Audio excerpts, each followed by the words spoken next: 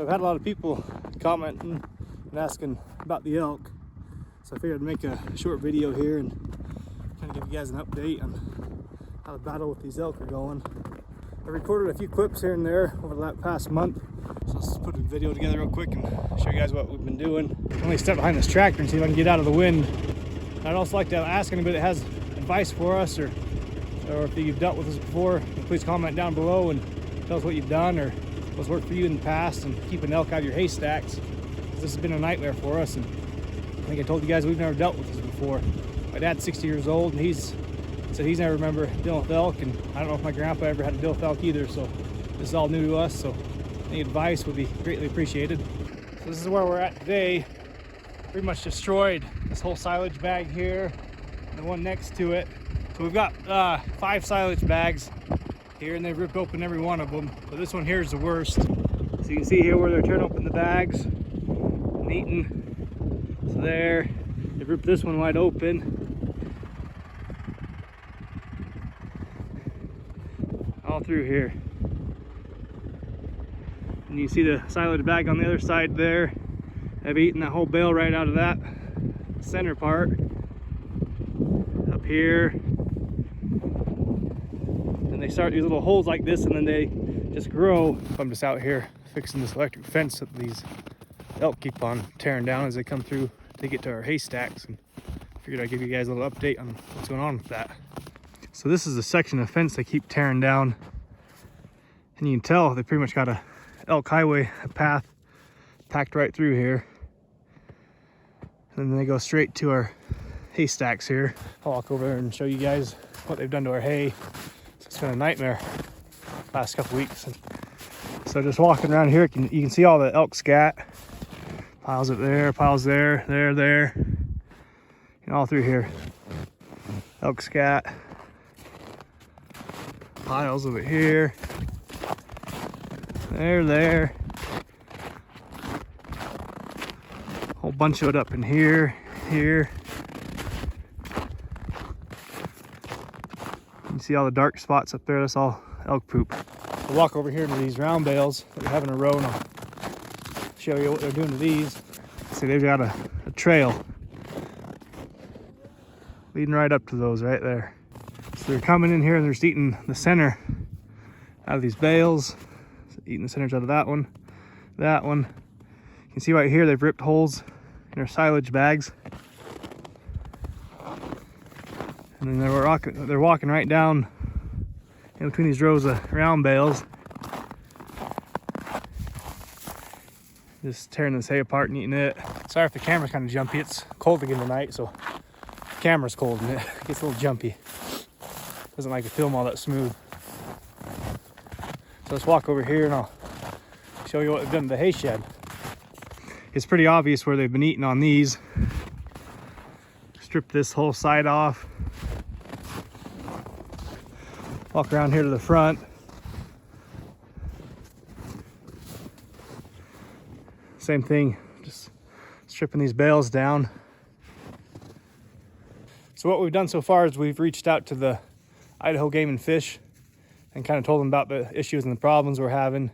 They've issued us 3 kill tags, so like 3 deprivation tags. So they're allowing us to kill 3 antlerless elk. So they've issued us a 24-hour tag, which means that we can come out here in the middle of the night and spotlight them. And because that's when these elk are coming in probably between like 9 o'clock in the night to 3 or 4 in the morning. Seems about the time they've been coming in here. So that's what they've allowed us to do, is come out here and spotlight them and see if that can maybe deter them from coming back. You know, if you kill a couple of them, maybe it pushes them out of the area. So that's kind of where we're at right now with this. Is we've got some deprivation tags issued to us, and we're going to see what we can do on that side of things and see if we can keep these elk from eating all our hay. We had to start feeding early this year because of all the snow we've gotten already. Like I said, we're barely to the middle of December and we've got a fair amount of snow on the ground already. So we can't afford to have the elk eating all our hay. I'll try to keep you guys updated as things progress.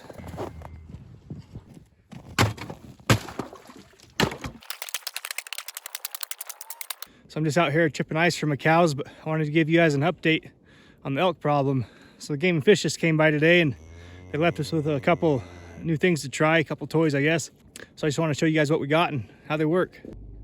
So this is something else the Game and Fish gave us to try out. The 12 gauge shell crackers. So you just put them in your 12 gauge shotgun, and from the way they explained it is it's pretty much a firecracker or firework inside a shotgun shell.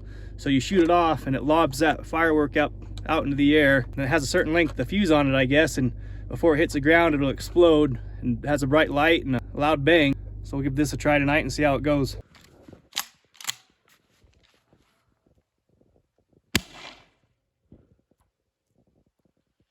Oh my.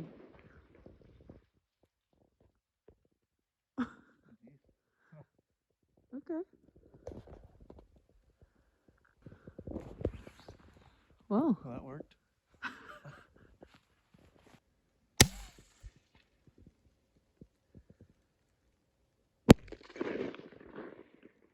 it's pretty loud.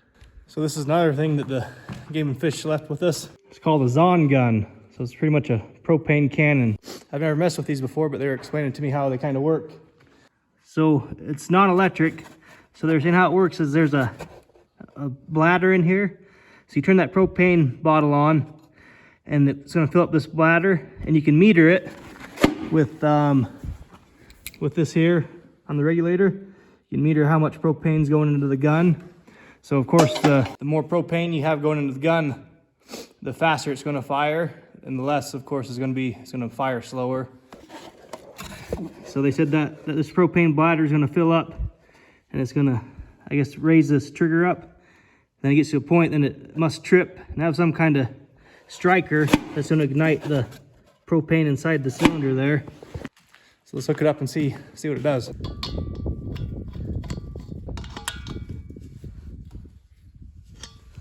So I'm going to turn it up to the fastest timing and grab some earplugs and see how long it takes for it to fire.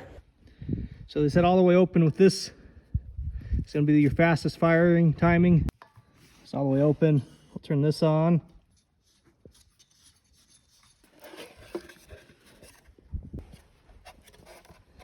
So if you look really close, looks like that bladder's starting to fill up.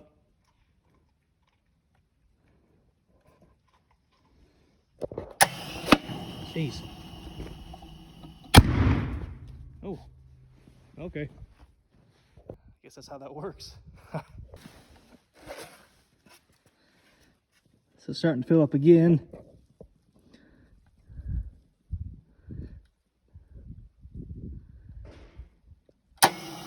Triggered. Ignited it. So that's pretty fast timing. So they said you should probably run it about in the middle, not too slow but not too fast. So that's pretty fast. We'll try to get a nighttime shot later tonight, because I've heard you can see the flames shooting out of the end of them. I think it's kind of cool that you can use that with having power hooked up to it, because we don't have any power out there, so that should work pretty good. It scared my dogs away, so hopefully it'll work on elk too. So I'm gonna run over and turn that propane cannon on for the night. I got my shotgun with those cracker shells in them. We'll see if those elk are out there already.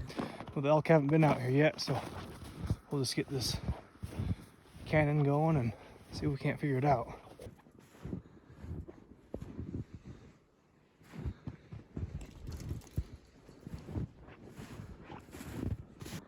We'll just turn it on for now, and then we'll adjust it and get our timing right for the night.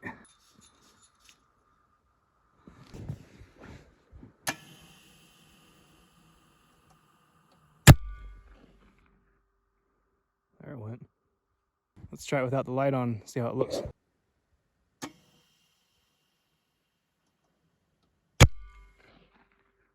So I got my regulator adjusted. So this cannon's going off every 2.5 minutes to 3 minutes. That's I've been timing it, and that's about what these intervals have been, the last 2 or 3 shots. So I'm gonna leave it there for tonight and see what it does. So tonight will be a pretty nice night to try it, because we got all that fresh snow last night. So we'll be able to see pretty easily if they come in or not. These tracks right here are just from my dogs, and then we got the tractor tracks here. So we'll be able to tell. So we'll come back out here in the morning and see if it worked or not. See if it kept them out of the haystacks. Hey, mister. You want to check on the elk? See if they got in their haystack or not last night? Ellis, Can I have my boots? Bring me my boot. Okay, bring it here. That boot heavy? Ah, thank you. Where are your boots at? Alice, grab your boots. Grab your boots. Get yours. Yeah, let's put our boots on, huh? Piper, chill out. Ready? Ready to go? Huh? Okay, let's go. Let's go see what those elk did.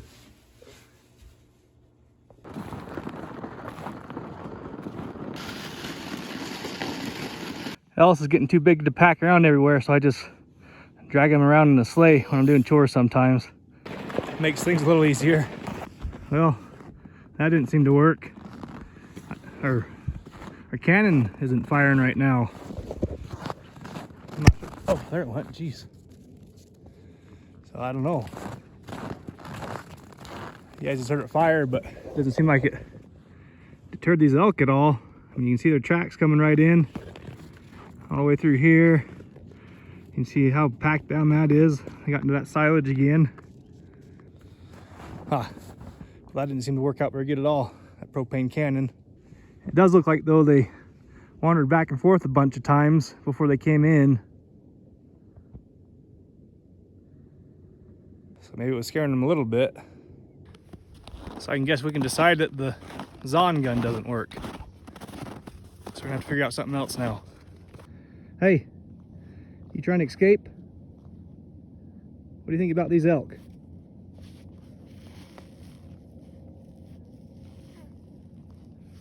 So I'm gonna keep trying to use this Zon gun. I'm gonna keep moving it around a bit and see if the placement of it affects the elk in any way. So I'm gonna move it right here, right next to the silage for now. So if I do that and this gun scares them, of course these elk are gonna run right through our electric fence. So that's the reason why I stuck it out there last night, is just try to keep them from even coming on this side of the electric fence. So we'll give this a try and see how it goes.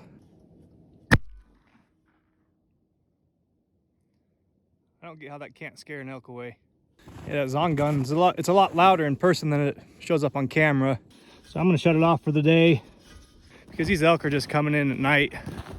We haven't seen them here in the day at all, not even once. So I'll just come back out here tonight before I go to bed and turn the propane bottle back on and kind of dragging them through the snow a little bit on accident. Oh, he's dragging the snow onto himself now.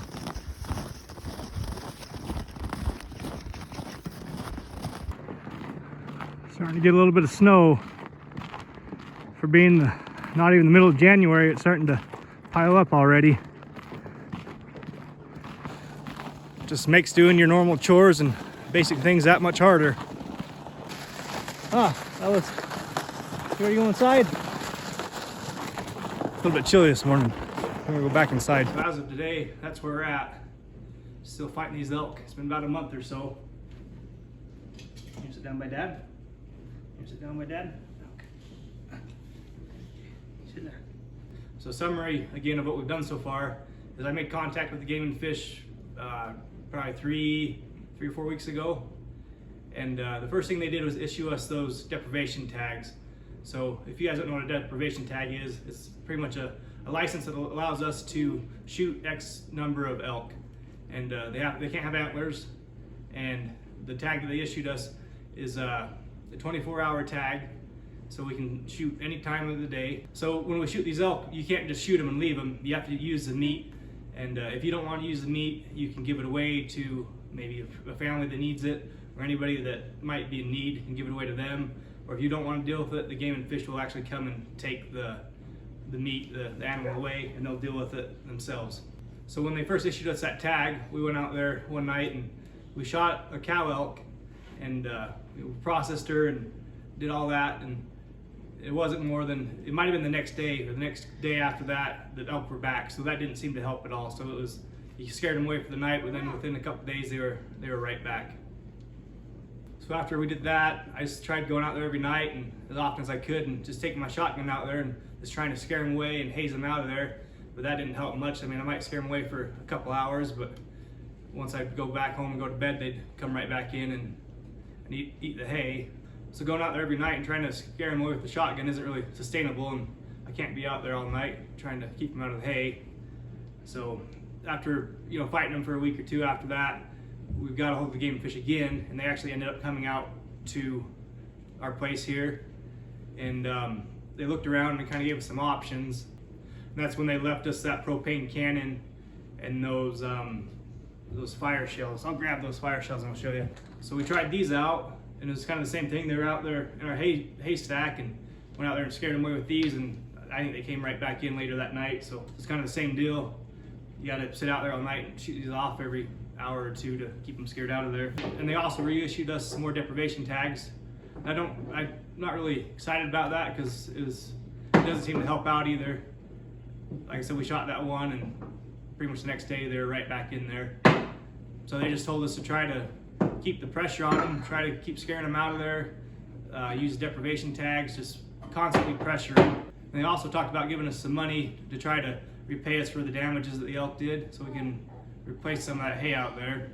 Talked to us about maybe putting in a fence there this spring, because they said that's the only 100% way of keeping elk out of your hay is putting in they said an 8-foot tall fence, kind of a woven wire, net wire type deal. But it's a little late in the winter to be trying to put up a big fence like that, and so something we'll just have to do in the spring, and it's something I think the Game and Fish are going to help us with too. So that's where we're at. It's been a nightmare. Like I said, we've never dealt with this before, and this is all a new learning curve for us, and we're just trying to do our best and use all the options that we have to our disposal. Once again, I'd like to ask you guys if any of you guys have dealt with this before or have methods that you've used before to keep elk out of your hay. Please comment down below and let us know. We'll give it a try. So thanks for your help, everybody, and thanks for watching. Have a good day.